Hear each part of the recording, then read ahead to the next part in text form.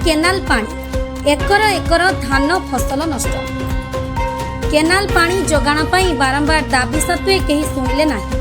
शेष Indravati balm canal धर्मकड़ division कार्यालय ताला पकाई रास्ता अवरोध कले चाषी। विभागीय प्रतिश्रुति परे परिस्थिति शांत होइतिले जदि समस्यार समाधान न हुए ताहले आहुरी आंदोलन करबा पई चेतावनी दैछन्ति चाषी। कलाहांडी जिलार लाइफलाइन कुहा जाउथिबा इंद्रावती केनाल पानी पाई चाषी माने चाष कार्य करिथांती।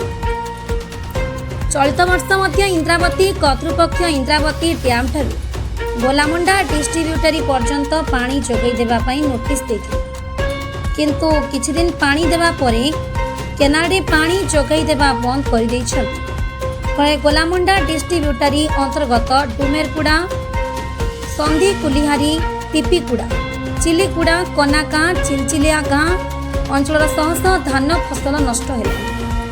अभियोग पर भी पानी न पाइबारु चाषी माने बारंबार धर्मकड़ उपजिलापाल इंद्रावती बाम केनाल कर्तृपक्षों पाखरे दाबी करिसेंति, हेले कौनसी सुफल मिल पारु नाही।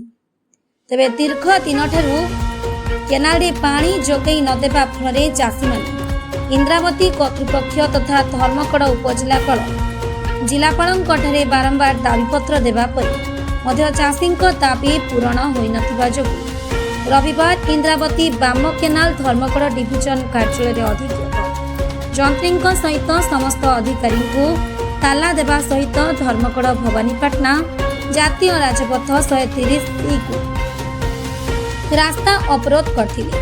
तेबे दीर्घ समय धर्मकड़ पुलिस उपस्थित चाषी सहित इंद्रावती कर्तृपक्ष आलोचना पर प्रशासन पक्षर पानी देवा पई प्रतिश्रुति देवा पर उत्तेजना शांत होइछि।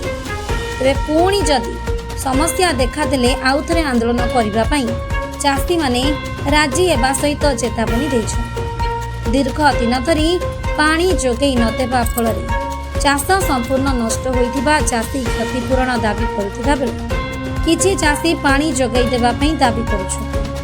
कलाहांडी जिल्लारू आर प्रीतिଙ୍କ रिपोर्ट जिला खबर।